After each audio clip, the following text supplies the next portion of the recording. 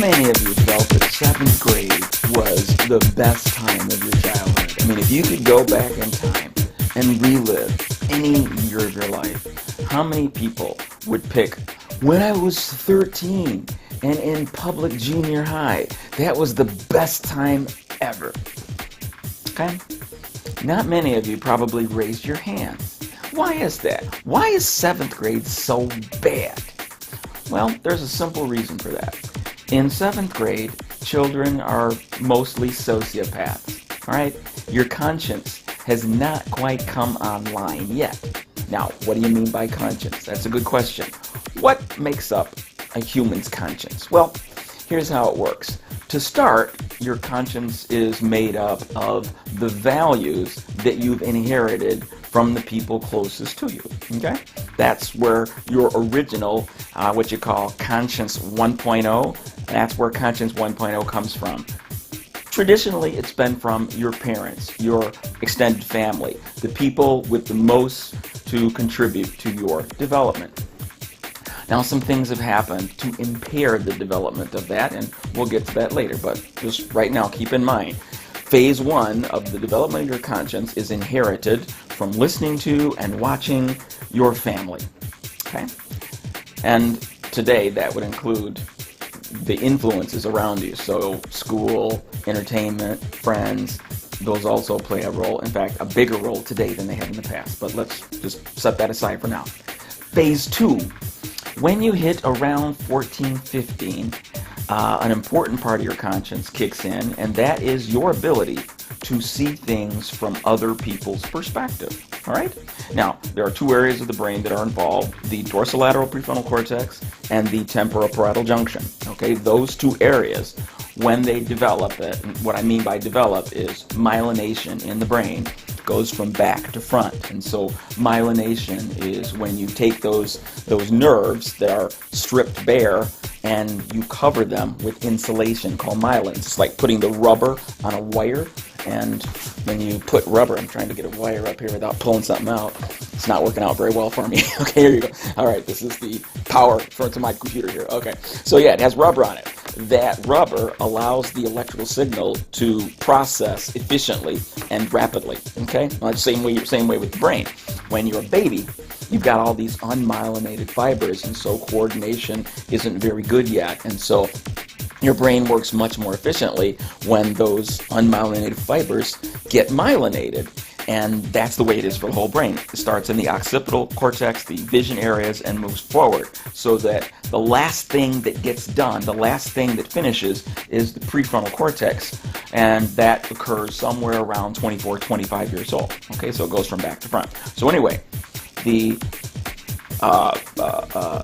temporoparietal junction and the dorsolateral prefrontal cortex, when those are myelinated at around 14, 15, that's when your ability to do perspective taking, to see things from others' perspective, and to imagine what it's like to live through the eyes of someone else. Let's say you're reading a novel, and it gives you the idea to see things from the perspective of that character, or to do mental time travel, to go back in time when hearing a story and imagine what you would do if you were in that situation back here or maybe in the future.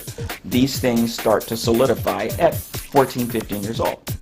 And that is Conscience 2.0. It's built on Conscience 1.0, but Conscience 2.0 gives you the vantage point of saying, whoa, if somebody said something like that to me, I don't think I'd like that very much. I can imagine that happening.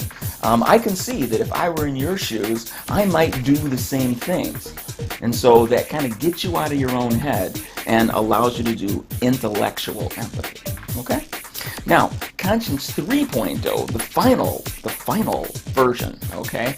This occurs at late teens and early 20s. It depends on the person, okay? Depends on genetics and so forth. And that's when the last vestiges are done. The anterior prefrontal cortex and the medial prefrontal cortex, when those babies come online, now you have the ability to feel what other people feel. True empathy is the ability to actually, when somebody's telling you a sad story about something horrible that happened to them, to get tearful, to think about, oh man, I'm feeling it. I mean, you're telling me the story, and I know it's about you, but I'm feeling it. This is where you cry in movies or get really happy when a character gets ahead and you're on that person's side and you're seeing the book or the movie through their eyes and you're feeling it. So it's not just being able to intellectually put yourself in their shoes, you are able to feel you're feeling for them, okay?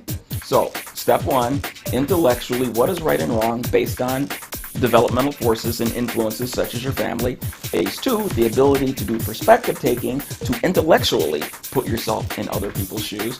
And phase three, empathy, true empathy, the ability to feel what others are feeling, to inherit and say, wow, if that happened to me, that would be, not it would be really bad, but I'm actually feeling it as though it really did happen to me, okay? So conscience is a very important part of governing how we treat people. If you don't have a developed conscience, then you become capable of sociopathic behaviors. Like psychopath is a term we use for like mass murders and so forth, and so we don't use that term very. Sociopath is just where you're just really, really, really selfish and do a lot of behaviors only thinking of how it affects you.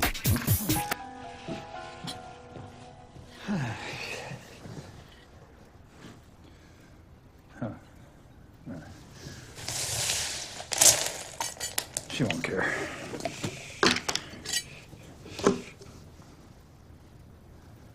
Oh, you're kidding me. My puzzle!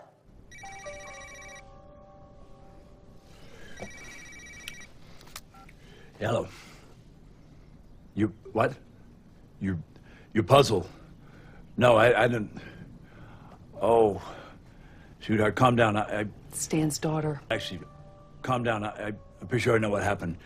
When I left the house, I spotted an owl that was flying around, and he's the one who probably tore your puzzle apart. You know how owls they can't abide puzzles, sweetheart. They hate them. Pushes all their buttons. It's all over the nature channels. I tell you what you do if this would be any relief. Google owl puzzles. Yeah, that'll do the trick. Okay? Now, when you're 13, you only have Conscience 1.0 online. And there are a lot of people, as you discovered in 7th grade, that have a really bad Conscience 1.0 based on how they treat their fellow students in 7th grade. That gives you an idea of just how bad Conscience 1.0 can be. And that is related to the culture that we're in. It really is. If you take, historically, children were not quite as sociopathic as they are now. And there are reasons for that, and that's a different talk, okay? But right now, just want to point out the inefficiencies of Conscience 1.0. Now imagine a world where people stopped growing when they hit 13 years old, and they were stuck at perpetually 13 years old. Now, if they stayed in children's body, it would be bad. It would be perpetually 7th grade for the rest of your life, and that would be horrible. But imagine that doesn't happen. Instead, imagine that everybody's brains stayed at 13, but their bodies continued to grow along with their hormones and everything else. What would that world look like? Is that a country, if you had a country where everybody, let's say there was a disease that came down, it came from the birds, right? And everybody got infected, and like within a year, everybody was involved, and so everybody's kids stopped maturing, their brains stopped maturing at 13 years old. What effect do you think that would have on the country?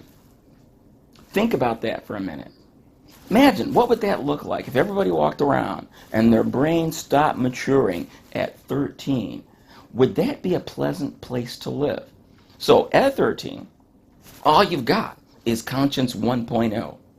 No Conscience 2.0, so the ability to see things from others' perspective, grossly impaired. And their ability to feel empathy, grossly impaired.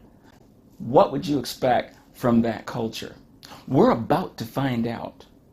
Would it surprise you if you've listened to my radio programs or some of my other YouTube videos? I've talked about the effects of marijuana many, many times, but I don't remember doing a directed presentation on YouTube specifically about the effects of marijuana on people under the age 25. Now I'm going to say something, and it's not controversial. We know that THC, a specific component of marijuana, blocks brain maturation. It's a known fact. It's not controversial. Okay? So, how does the brain mature?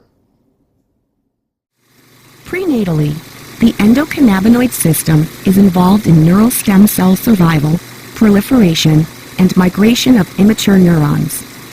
Endocannabinoid signaling also activates cascades that promote synapse formation, including neurite outgrowth, direction of axonal growth, and positioning of cortical GABA interneurons. The formation of synapses occurs at a furious rate until the age of 6. Then, during pubescence and adolescence, a period known as competitive elimination occurs, with extensive synaptic pruning and restructuring. In particular, adolescence is a critical time period for the pruning of asymmetric excitatory glutamate synapses and for the proliferation of GABA inhibitory circuits. An appropriate balance of excitatory inhibitory synapses is essential to proper late-stage brain maturation, and the endocannabinoid system seems to be involved in this process.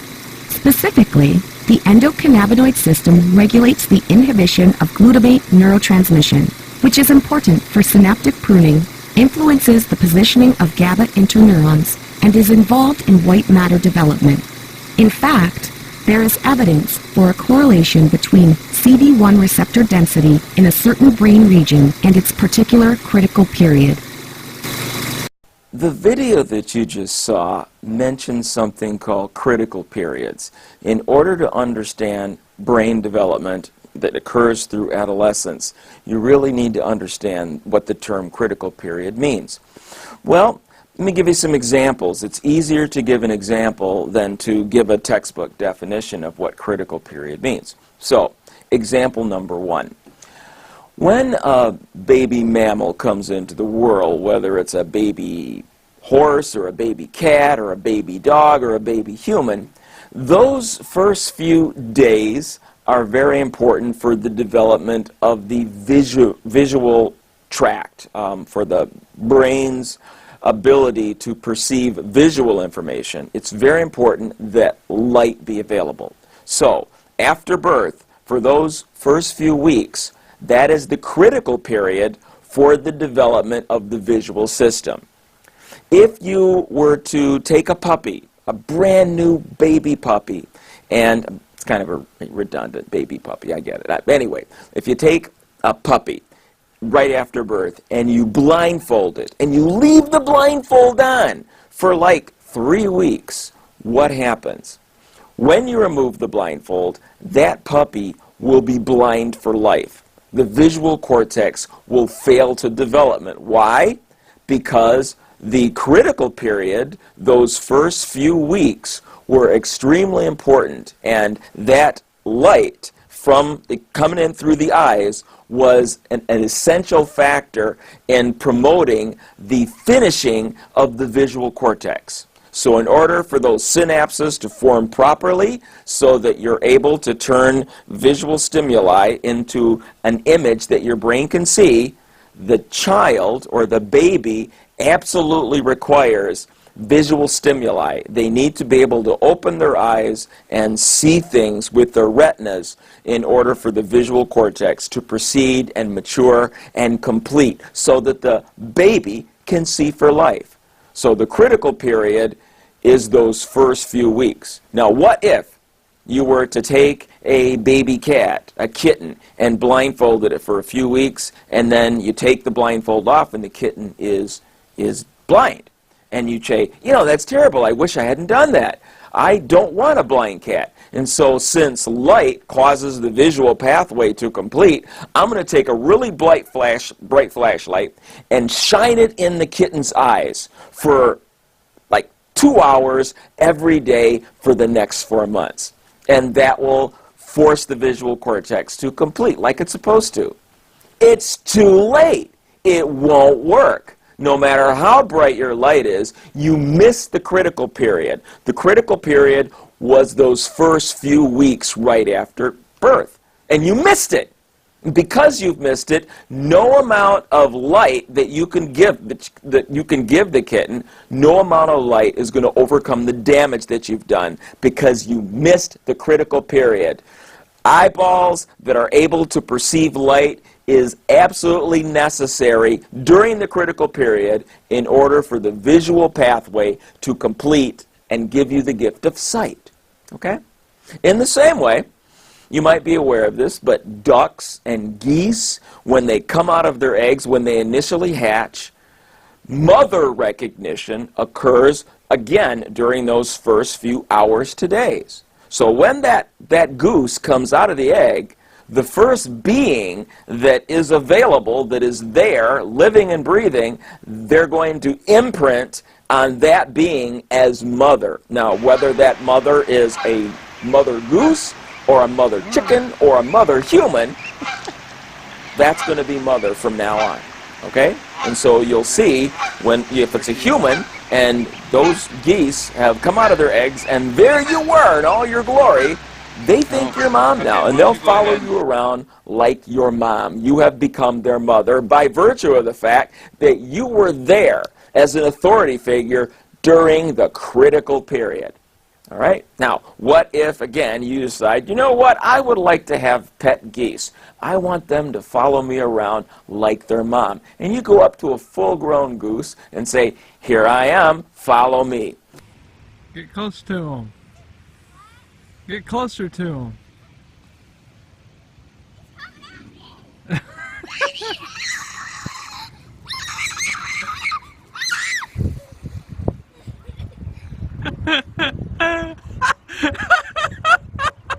What do you think is going to happen? Yeah, you guessed right. The goose, if it doesn't attack you, is obviously not going to follow you. Why? Because you're too late. The critical period was days after hatching, and you missed the critical period. And so now, no matter how much you make yourself available, no matter how kind you are, that goose is not going to recognize you as mother because you miss the critical period. Your glorious body had to be present during the critical period in order for the imprinting to take place. So critical windows or critical periods are those times where external stimuli must be present at that time in order for, you're talking about the central nervous system, in order for that particular brain pathway to complete and give you the gift that it is supposed to. All right?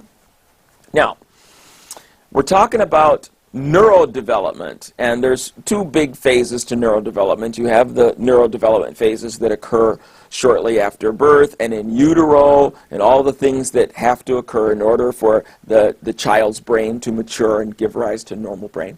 But then you have a second neurodevelopmental boost that takes place in late childhood, say around 10, 11 years old, and occurs all the way up until adolescence. So what are the big changes that occur here to the brain? Well, there are three areas that if brain maturation works properly, these three areas will increase substantially, taking you from child brain to grown-up brain. Okay? And what are those three areas? Well, here we see in this particular slide the three areas. The first one, or the line on top, is working memory. Working memory. What is working memory? Well, quite simply, it's the amount of data that you could hold in your head at any one time. It's the amount of data you have to work with right now. Okay? Now, when you're a 10-year-old, you have a very small percentage of your ultimate working memory. So let's say 10%. And so you're talking, roughly, let's say that as a child, you have, around 250, maybe 500 gigabytes of working memory, okay? So there you go. Now, as you mature, as the years go by, 10, 11, 12, 13, 14, 15, as you move along chronologically through time and your brain is getting plenty of nutrients, no harmful substances, then on its own, your working memory increases. And the percentage of the adult brain, it gets higher and higher and higher in terms of your capacity. So let's say at 25, when this cake is all baked and ready to come out of the oven, your brain has a working memory of around 3 or 4 terabytes, from less than 500 terabytes at age 10 to 3 or 4 terabytes at age 25. Now, why do you need all them terabytes? What are you doing with all that memory, for crying out loud? You don't need all those terabytes to say welcome to Myers or welcome to McDonald's, right?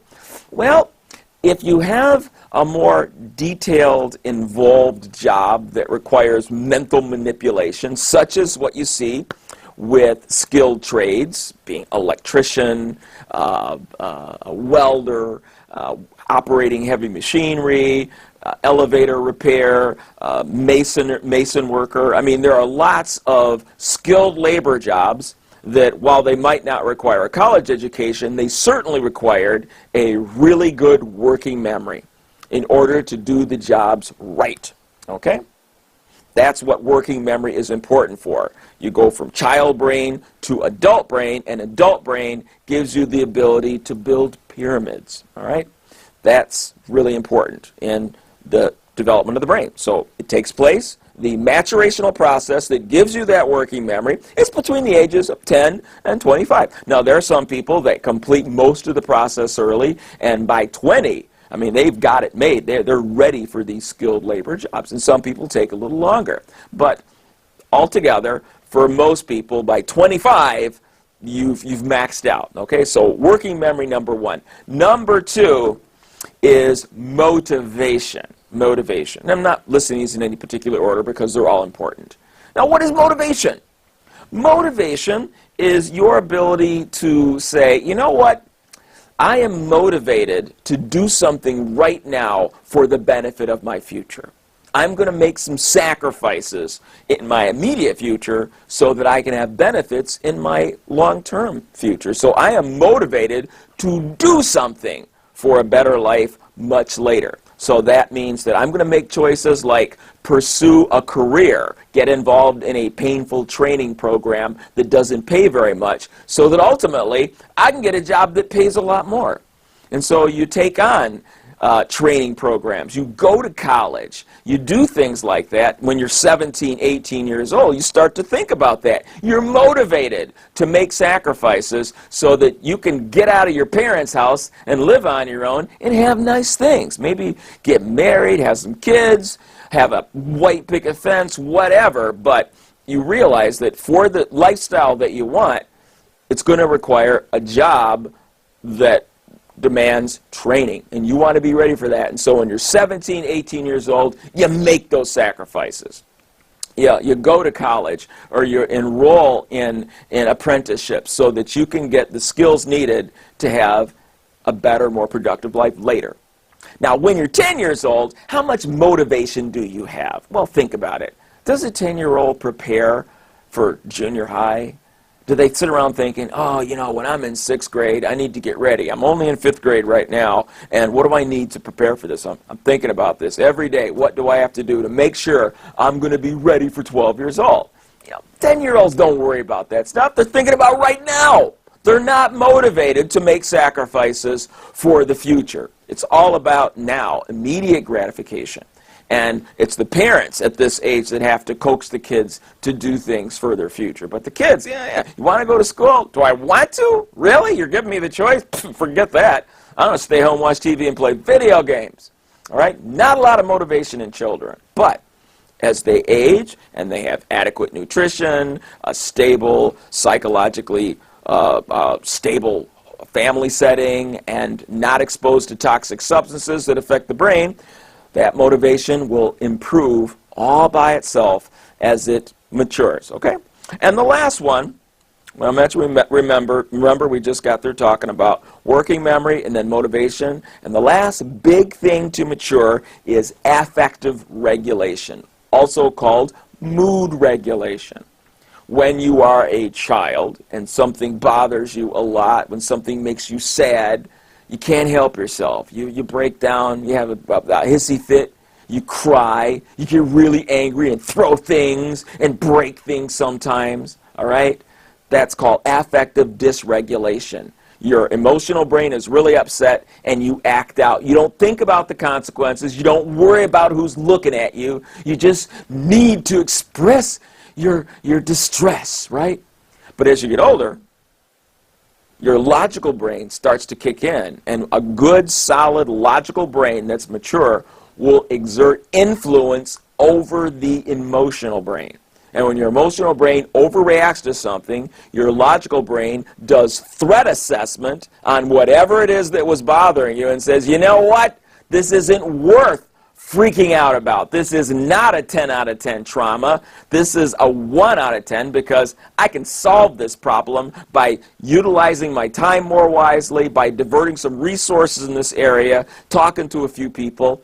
This is not a big deal. I have logical recourse to reduce the severity of this problem. So I'm not going to cry. I'm not going to break down. I got this. All right? That's affective regulation. And as your brain matures, it gets better and better and better. So unlike your 10-year-old freaking out self, your 25-year-old self should be much more stoic and in control. So not that you're going to be Mr. Spock just because you turn 25, but again, your ability to regulate your mood internally improves with brain maturity. Now, what we saw from that video is the role that the endocannabinoid system plays in brain maturation. We didn't know about those endogenous cannabinoids for a long time. I mean, they're very recently discovered. I'm talking 1995, okay? And so for years, we didn't know what we were talking about when we discussed marijuana and the effects on the brain. We didn't have specifics. We didn't know what the natural ligand was. I mean, what is cannabis mimicking? What is THC mimicking?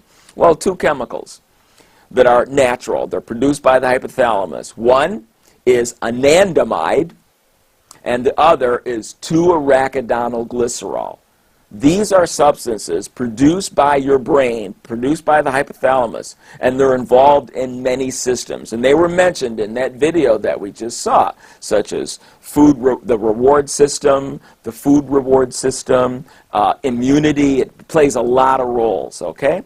But I don't want to get into all of those because if we talk too much about all of the specifics, then your eyes glaze over and people stop watching and you don't get why it's so important that people under the age of 25 should not use THC. They should not be exposed to THC. And I specifically say THC as opposed to cannabis because, you know, marijuana is 500 chemicals. 500 chemicals, 100 of which are cannabinoids. And the two most significant are THC, delta-9 THC specifically, and cannabidiol, okay?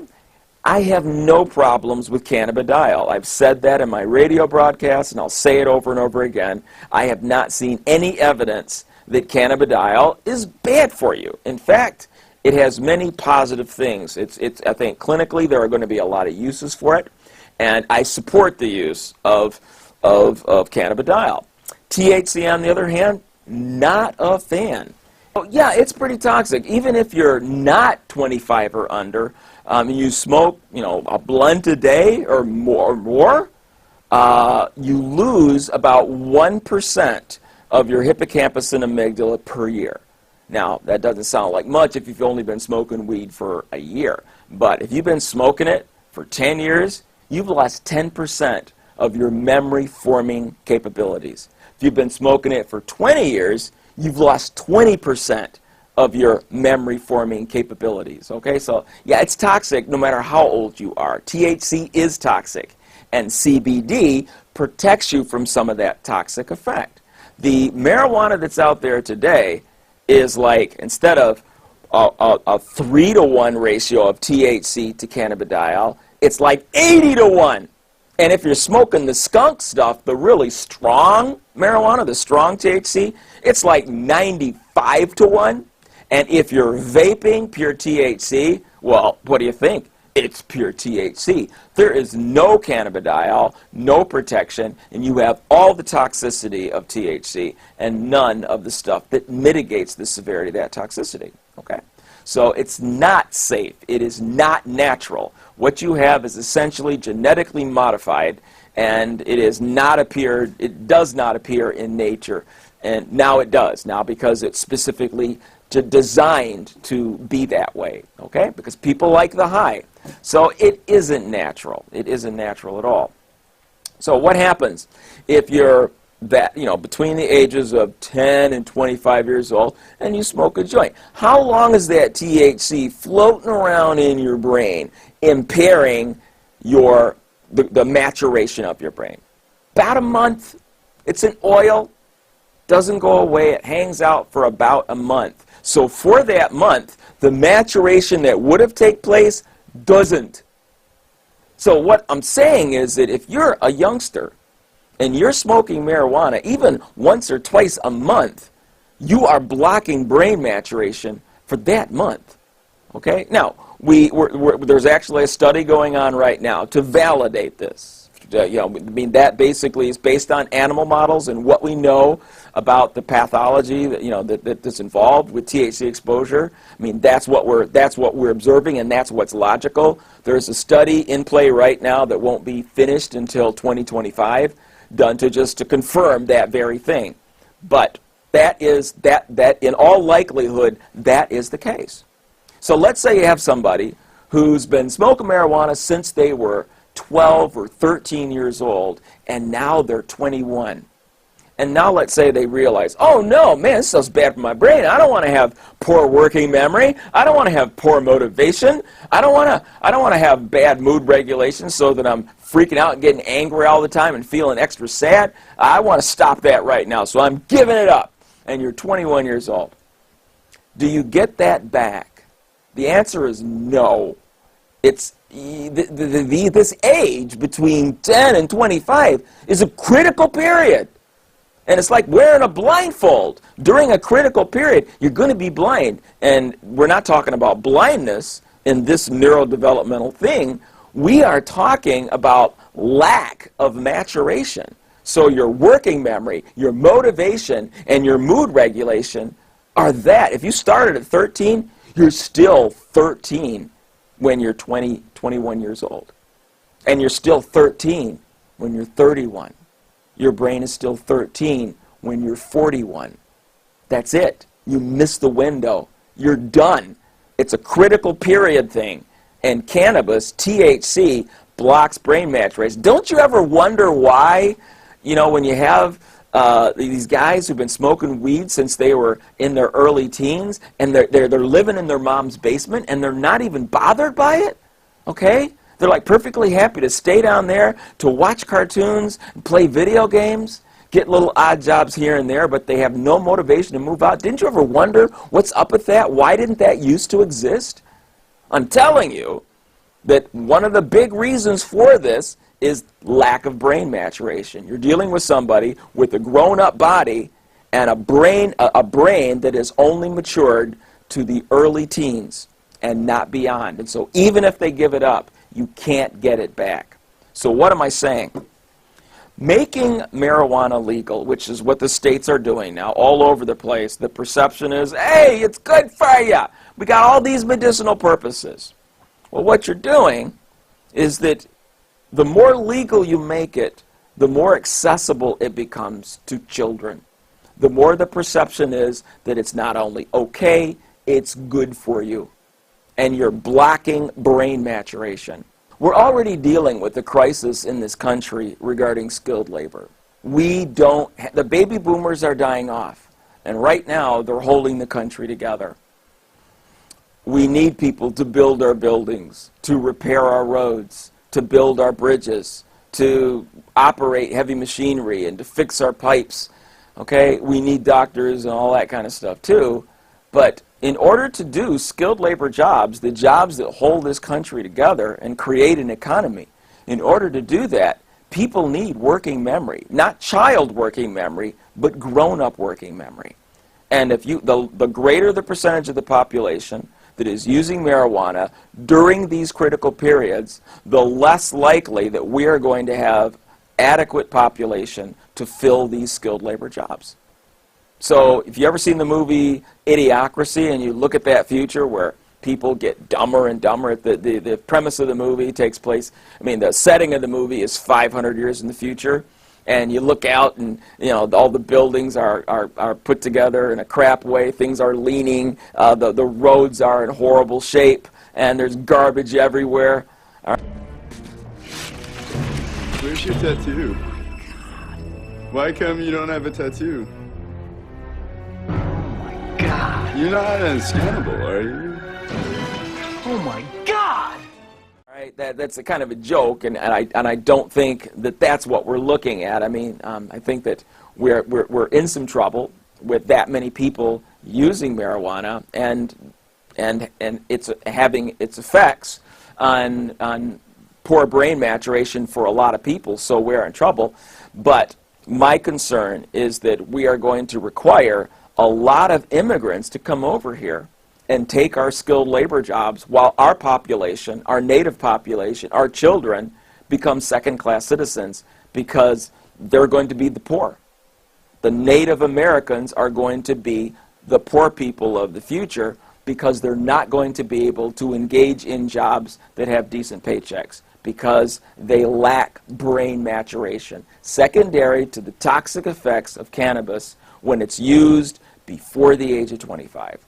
So I hope that I scared you a little bit, but I want you to, I'm scaring you with the truth. There, I mean, if you want to see references, I got some references here, but please look this up. It is very important that you understand. I mean, cannabis abuse causes all kinds of problems. It really does, even in people over the age of 25. But my biggest concern, my most significant concern, is the effect that it has on our younger population. That critical period between 10 and 25 years old is so important, and it's sensitive to disruption from THC.